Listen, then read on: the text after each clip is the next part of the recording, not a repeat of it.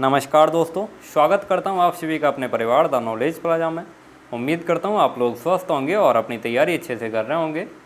तो टाइम हो चुका है क्लास का, सभी लोग आ जाइए क्लास में और क्लास को एक बार शेयर कर दीजिए जिससे और भी लोग क्लास में आ जाएँ। और जो लोग चैनल पर पहली बार आए हुए हैं वो लोग चैनल को सब्सक्राइब करेंगे, बेल आइकन प्रेस करेंगे जिससे आने वाली वीडियो की नोटिफिकेशन आपके पास समय से पहुँच सकें।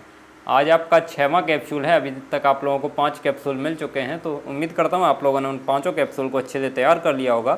और आप लोगों की डेली शाम को मार्क बूस्टर क्लास चलती है, उसमें भी आप लोगों ने अच्छे से तैयार किए होंगे। तो आप लोगों को ये आखिरी के जो 10 दिन की सीरीज चल रही थी उसमें जो भी क्वेश्चन कराए जा रहे हैं ये बहुत ही इंपॉर्टेंट क्वेश्चन है, इसलिए आप लोग इन सभी क्वेश्चन को अच्छे से तैयार करेंगे। और आप अभी तक जितना पढ़ चुके हैं उसको ज़्यादा से ज़्यादा रिवीजन करते रहिए। आप लोगों को कल 2018 का वो पेपर सॉल्व कराया गया था। 2018 का जो बांदा यूनिवर्सिटी ने पेपर बनाया था वो आप लोगों को कल वाली क्लास में सॉल्व कराया गया था, कल शाम को। तो आप लोगों ने उसको अच्छे से देखा होगा और आप लोगों को पता चल गया होगा कि कैसा पेपर बनाती है बांदा यूनिवर्सिटी। बांदा यूनिवर्सिटी आप लोग कह रहे थे कि टफ़ पेपर बनाती है, आप लोगों को पता चल गया होगा कि कैसा बनाती है। कल आप लोगों को पेपर दिखा दिया गया था। कल आप लोगों के उसके बायोलॉजी के क्वेश्चन रहे थे, जूलॉजी, बॉटनी और जीके के क्वेश्चन रहे थे। फिजिक्स केमिस्ट्री के क्वेश्चन आप लोगों को कल सॉल्व कराए जाएंगे। कल शाम वाली क्लास में आप लोगों को फिजिक्स केमिस्ट्री के क्वेश्चन सॉल्व कराए जाएंगे कल शाम को 8 बजे, यानी 12 जून को शाम को 8 PM पे। 12 जून को शाम को 8 PM पे आपको उसका दूसरा पार्ट देखने को मिलेगा। आप लोगों को कल एक पार्ट मिला था, उसमें केवल जूलॉजी, बॉटनी और जीके के क्वेश्चन थे। अब कल आप लोगों को जो सॉल्व कराया जाएगा उसमें फिजिक्स केमिस्ट्री के क्वेश्चन रहेंगे, तो आप लोगों को कल पता चल जाएगा कि फिजिक्स केमिस्ट्री कैसे पूछता है। तो चलिए अब आज ये शुरू करते हैं ये क्लास। आज ये क्लास देखिएगा। तो आज का फर्स्ट क्वेश्चन है, ये दिया हुआ है, क्षेत्रफल की दृष्टि से भारत का तीसरा सबसे बड़ा राज्य कौन सा है। क्षेत्रफल की दृष्टि से भारत का तीसरा सबसे बड़ा राज्य बताना है आप लोगों को। मध्य प्रदेश, उत्तर प्रदेश, राजस्थान या महाराष्ट्र। तो तीसरा सबसे बड़ा राज्य कौन सा है? देखो, सबसे बड़ा राज्य क्षेत्रफल की दृष्टि से कौन सा है? सबसे बड़ा राज्य है राजस्थान। सबसे बड़ा राज्य है राजस्थान। उसके बाद क्या है? तो उसके बाद मध्य प्रदेश है, उसके बाद मध्य प्रदेश है, उसके बाद महाराष्ट्र है, महाराष्ट्र, MH लिख देते हैं इसको शॉर्ट में। और उसके बाद क्या है? उसके बाद उत्तर प्रदेश है। तो तीसरा सबसे बड़ा राज्य पूछा है, तो तीसरा सबसे बड़ा राज्य कौन सा है? महाराष्ट्र। डी ऑप्शन सी हो जाएगा। और उत्तर प्रदेश का कौन सा स्थान है क्षेत्रफल के अनुसार? क्षेत्रफल के अनुसार उत्तर प्रदेश का चौथा स्थान है। और जनसंख्या की दृष्टि से पूछा जाए, जनसंख्या की दृष्टि से उत्तर प्रदेश का जो है वो पहला स्थान है भारत में। और क्षेत्रफल की दृष्टि से पहला स्थान किसका है? तो ये राजस्थान का क्षेत्रफल की दृष्टि से है। अगला क्वेश्चन देखिए, अब ये दिया हुआ है, मिजोरम की राजधानी है। मिजोरम की राजधानी कौन सी है? तो आप लोग जल्दी से आंसर करिए इसका। मिजोरम की राजधानी तो सब लोगों को पता होगा कौन सी है, आइजोल। बी ऑप्शन सी हो जाएगा। नेक्स्ट क्वेश्चन देखिए, ये दिया हुआ है, क्षेत्रफल की दृष्टि में भारत का विश्व में स्थान है। क्षेत्रफल की दृष्टि से भारत का विश्व में कौन सा स्थान है? 7वां स्थान है, 5वां स्थान है, तीसरा या दूसरा? तो क्षेत्रफल की दृष्टि से पूछ रहा है यहाँ पे, तो क्षेत्रफल की दृष्टि से 7वां स्थान है। क्षेत्रफल की दृष्टि से कौन सा स्थान है? 7वां स्थान है। और पहला स्थान किसका है? क्षेत्रफल की दृष्टि से विश्व में प्रथम स्थान है रूस का। किसका है? रसिया का है क्षेत्रफल की दृष्टि से विश्व में प्रथम स्थान। और भारत का कौन सा स्थान है? तो भारत का 7वां स्थान है। और जनसंख्या की दृष्टि से विश्व में प्रथम स्थान किसका है? तो चाइना का है। जनसंख्या की दृष्टि से विश्व में प्रथम स्थान चाइना का है। और भारत का कौन सा है? तो भारत का दूसरा स्थान है जनसंख्या की दृष्टि से। अगला क्वेश्चन देखते हैं अब, ये दिया हुआ है, भारत का विस्तार पूरब से पश्चिम की ओर कितना है? भारत का विस्तार जो है वो पूरब से पश्चिम की ओर कितना है? तो पूरब से पश्चिम की ओर है 2933 किलोमीटर। कितना है? 2933 किलोमीटर। ए ऑप्शन सी हो जाएगा इसका। नेक्स्ट क्वेश्चन देखिए यहाँ पे, ये दिया हुआ है, क्षेत्रफल की दृष्टि से सबसे छोटा केंद्र शासित प्रदेश है। क्षेत्रफल की दृष्टि से आप लोगों को सबसे छोटा केंद्र शासित प्रदेश बताना है, तो सबसे छोटा केंद्र शासित प्रदेश है लक्षद्वीप, क्षेत्रफल की दृष्टि से। ये ऑप्शन सी हो जाएगा इसका। अगला क्वेश्चन देखिए, ये दिया हुआ है, किसी वस्तु का भार अधिकतम होता है। किसी वस्तु का भार सबसे अधिक कहाँ पे होता है? केंद्र पर, ध्रुवों पर, विषुवत पर या चंद्रमा पर? तो सबसे अधिक आप लोगों को पता होना चाहिए, जो सबसे अधिक भार होता है वो कहाँ पर होता है? ध्रुवों पर होता है। बी ऑप्शन सी हो जाएगा। अगला क्वेश्चन देखिए यहाँ पे, ये दिया हुआ है, पृथ्वी तल पर पलायन वेग का मान कितना होता है? पृथ्वी तल पर पलायन वेग का मान कितना होता है? तो पलायन वेग का मान कितना होता है? 11.2 किलोमीटर। 11.2 किलोमीटर पर सेकंड ये पलायन वेग का मान होता है। सी ऑप्शन सी हो जाएगा इसका। और आप लोगों को कल वो 200 क्वेश्चन का मॉडल पेपर प्रोवाइड किया गया था। 200 क्वेश्चन का कल आप लोगों को मॉडल पेपर प्रोवाइड किया गया था। तो आप लोगों ने उसको लगा लिया होगा। अभी आप लोगों को आंसर शीट प्रोवाइड करवा दिया जाएगा, उससे आप लोग अपने आंसर मिला लेंगे। फिर आप लोग उसके वो बता देंगे कितने आप लोगों के क्वेश्चन सही थे। तो आप लोगों को 3 मॉडल पेपर प्रोवाइड हो गए हैं। एक 6 तारीख को मिला था, एक 8 को मिला था और एक 10 को मिल गया है। 3 प्रोवाइड हो गए। अब एक आप लोगों को 12 तारीख को मिल जाएगा, यानी कल मिल जाएगा। तो आप लोगों को चारों मॉडल पेपर प्रोवाइड हो जाएंगे। आप लोगों को बताया गया था कि आप लोगों को 200 क्वेश्चन के 4 मॉडल पेपर प्रोवाइड किए जाएंगे। तो इससे आप लोगों की प्रैक्टिस हो जाएगी।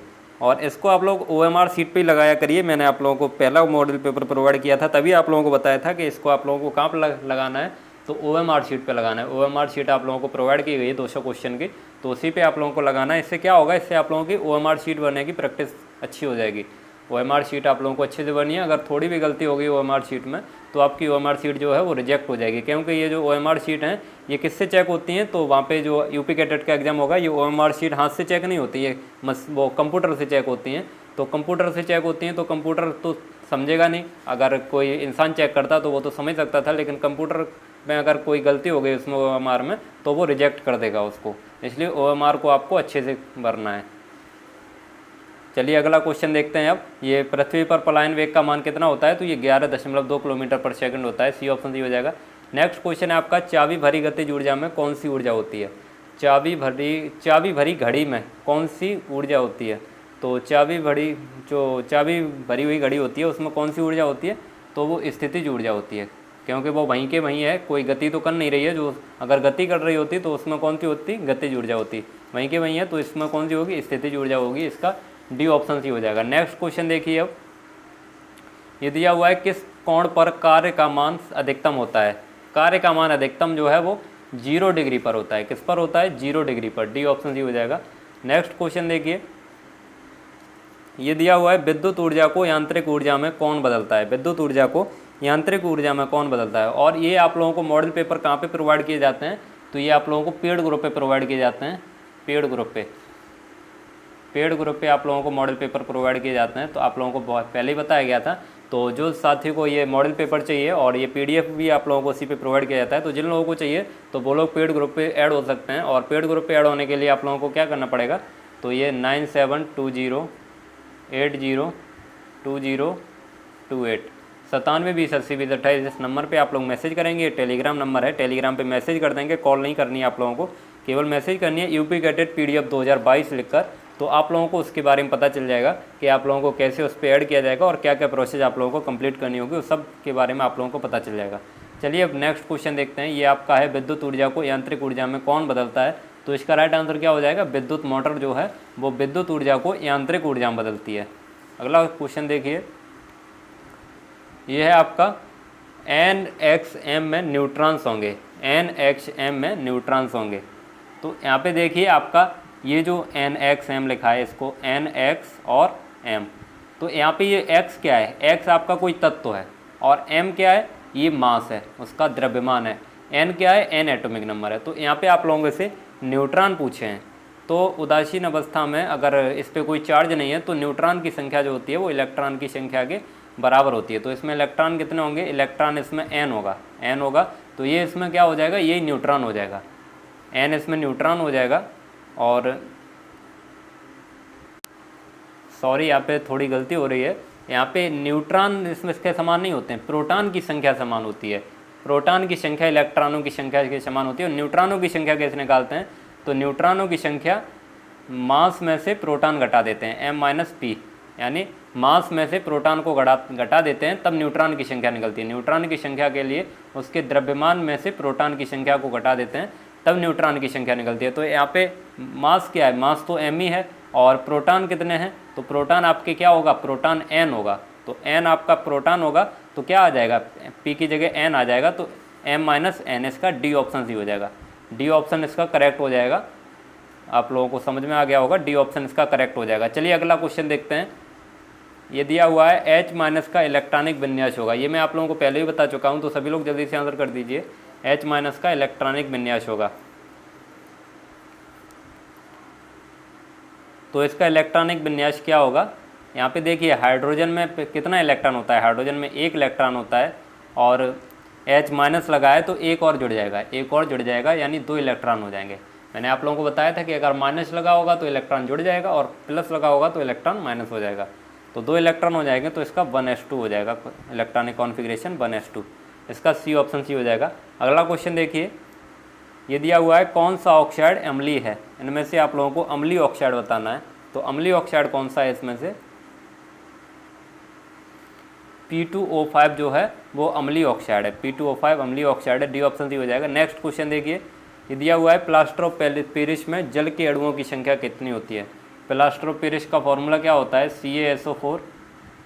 CaSO4 dot half H2O। तो कितने जल के अणु होते हैं? आधे या हाफ। इसका बी ऑप्शन सी हो जाएगा। अगला क्वेश्चन देखिए, ये दिया हुआ है जिप्सम का सूत्र है। जिप्सम का सूत्र आप लोगों को बताना है। तो जिप्सम का फॉर्मूला क्या होता है? CaSO4 dot 2H2O। B option C हो जाएगा इसका। नेक्स्ट क्वेश्चन देखिए, ये दिया हुआ है माइटोकॉन्ड्रिया का कार्य क्या है। माइटोकॉन्ड्रिया क्या कार्य करता है? कोशिका में श्वसन करता है, एटीपी का निर्माण करता है, ऊर्जा उत्पादन करता है, या सभी? तो सभी लोग जल्दी से आंसर करिए और आप लोग क्लास को एक बार शेयर कर देंगे जिससे और भी लोग क्लास में आ जाएं। और जो लोग क्लास को लाइक नहीं किए हैं वो लोग लाइक कर देंगे, और जो लोग चैनल पे पहली बार आए हुए हैं वो लोग चैनल को सब्सक्राइब करके बेल आइकन प्रेस कर लेंगे, जिससे आने वाली वीडियो की नोटिफिकेशन आपके पास समय से पहुँच सकें। तो माइटोकॉन्ड्रिया का कार्य क्या है इसका? ये डी ऑप्शन सी हो जाएगा। ये सभी उस कोशिका में श्वसन करता है, एटीपी का निर्माण भी करता है और ऊर्जा का उत्पादन भी करता है, इसलिए इसका डी ऑप्शन सी हो जाएगा। अगला क्वेश्चन देखिए, ये दिया हुआ है माइक्रोबायोलॉजी के जनक कौन है। माइक्रोबायोलॉजी के जनक, फादर ऑफ माइक्रोबायोलॉजी। तो फादर ऑफ माइक्रोबायोलॉजी आप लोगों को बताने हैं। तो ये कौन है? Lewis pasture.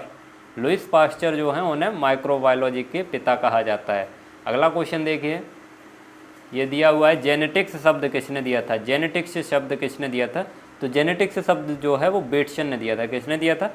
बेटसन ने। सी ऑप्शन सी होगा। अगला क्वेश्चन देखिए, यहाँ पे ये दिया हुआ है कोशिका का तरल मोजेक मॉडल प्रस्तुत किया। कोशिका का तरल मोजेक मॉडल किसने प्रस्तुत किया था? तो कोशिका का तरल मोजेक मॉडल जो है वो शिंगर तथा निकोलसन ने प्रस्तुत किया था। किसने? शिंगर और निकोलसन ने प्रस्तुत किया था। बी ऑप्शन सी हो जाएगा। अगला क्वेश्चन देखिए, ये दिया हुआ है एक क्वांटासोम में क्लोरोफिल के अणुओं की संख्या। एक क्वांटासोम में क्लोरोफिल के अणुओं की संख्या कितनी होती है? 200, 250, 40 से 50 या 300? तो एक क्वांटासोम में क्लोरोफिल के अणुओं की संख्या जो होती है वो होती है 250। बी ऑप्शन सही हो जाएगा।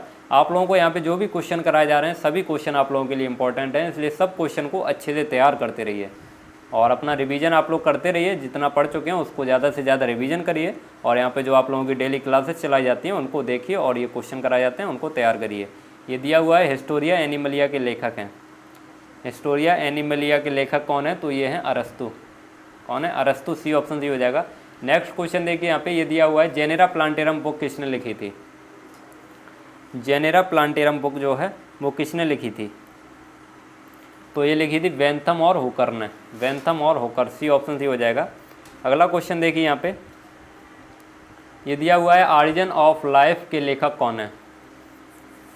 ऑरिजिन ऑफ स्पीसीज एक अलग है और ऑरिजिन ऑफ लाइफ अलग है। तो ऑरिजिन ऑफ लाइफ के लेखक यहाँ पे पूछा है, तो ऑरिजिन ऑफ लाइफ के लेखक हैं ओपेरन। कौन है? ओपेरन। इसका बी ऑप्शन सी हो जाएगा। अगला क्वेश्चन देखिए, ये है आपका अमीबा में संकुचनशील दानी की संख्या कितनी होती है। तो अमीबा में संकुचनशील दानी की संख्या बतानी है आप लोगों को, जल्दी से इसका आंसर करिए। अमीबा में संकुचनशील दानी की संख्या कितनी होती है? तो अमीबा में संकुचनशील दानी की संख्या जो होती है कितनी होती है? 1 होती है। इसका डी ऑप्शन सी हो जाएगा। नेक्स्ट क्वेश्चन देखिए, ये दिया हुआ है पैरामीशियम में पैरामीशियम की संकुचनशील धानी पाई जाती है। पैरामीशियम की संकुचनशील धानी पाई जाती है। तो पैरामीशियम की संकुचनशील धानी कहाँ पे पाई जाती है? बाह्य कोशिका द्रव्य में। तो जल्दी से आंसर करिए आप सभी लोग इसका। तो इसका राइट आंसर क्या हो जाएगा? अंतः कोशिका द्रव्य में। बी ऑप्शन सही हो जाएगा। नेक्स्ट क्वेश्चन है आपका कार्बनिक संस्तर किसे कहते हैं। कार्बनिक संस्तर बताना है, तो जल्दी से आंसर करिए।